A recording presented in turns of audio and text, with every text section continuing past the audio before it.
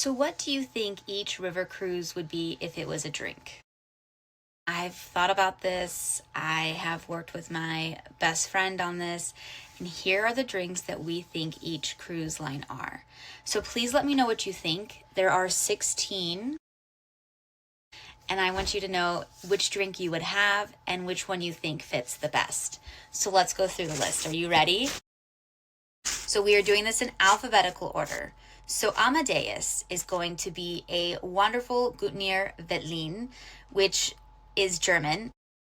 It is, it's very elegant, it's classical, it's Austrian in spirit, and Amadeus in that same sense is polished and balanced, slightly refined, and also very European in style. So the second one is going to be AmaWaterways, and for us, it was a crisp champagne cocktail. It is lively, social, a little celebratory, with enough substance underneath that the sparkle appeals to people who actually care about the experience and expectation. So the next one is American Cruise Lines. Now that is going to be very American in the drink that it's going to be, and that's going to be a bourbon and ginger. Familiar, approachable, very distinctly American, less about flash and more about seeing that comfort and ease, just as you're going to see America if you ever go on that cruise lines. You then have Avalon. And so Avalon, what I thought was like a modern gin and tonic with like a fun garnish, clean and fresh, easy to like. Avalon is contemporary without being fussy, but still very elevated. Now you have Celebrity Cruises, which is the biggest talk on the town, right? So that's an espresso martini that hasn't even hit the table yet. It looks sleek, stylish, very brand forward on paper, but since sailing hasn't started, it is a promise more than a poor drink at this point. But if I know anyone who likes an espresso martini, they're dangerous. Now, Emerald is going to be like a Prosecco spritz. It's bright, it's fun, it's a good value for the mood it creates. Emerald is going to be a stylish experience without the heaviest price tag. Now, the next one, Lindblad Expeditions. It's a smoky Mezcal cocktail. It's more intellectual, experience-driven than flashy. It is built for travelers who want that depth, that story, and substance over conversational and conventional luxury. Now, Riviera. Riviera is a solid house red at a really good restaurant. It is dependable, well-priced, and better than people expect, especially for those who care more about value than bragging rights. Now, on the complete flip, because it's ironic that they are alphabetically in order, is Riverside. And that's going to be a vintage Dom Pérignon. It's going to be rich, indulgent, and unapologetically luxurious.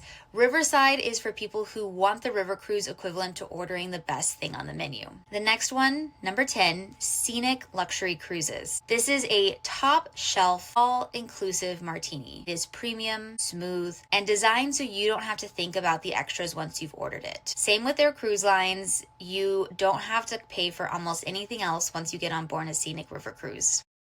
And then the next one is going to be Tauck. So Tauck River Cruising is going to be a perfectly aged Napa Cabernet poured at a private dinner party.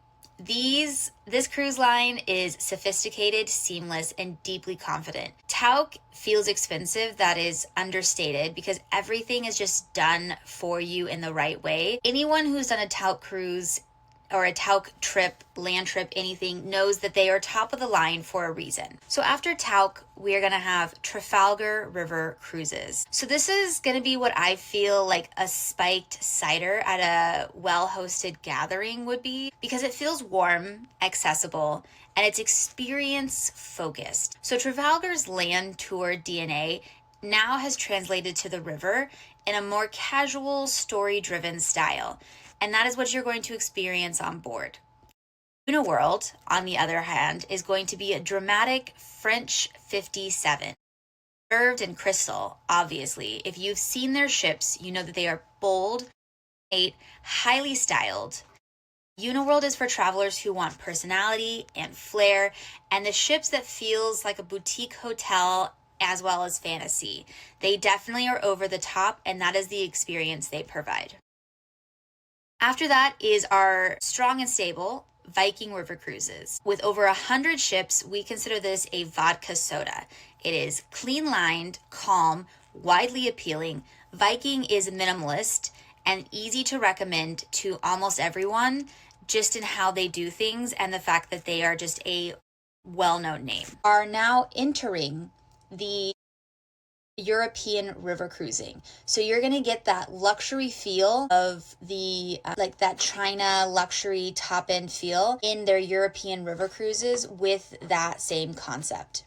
So what did you think? Did you agree with my assumptions of these river cruises? Do you have anything you would change? Comment and let me know, and I would love to start that discussion with you on what drink or river cruise is right for you.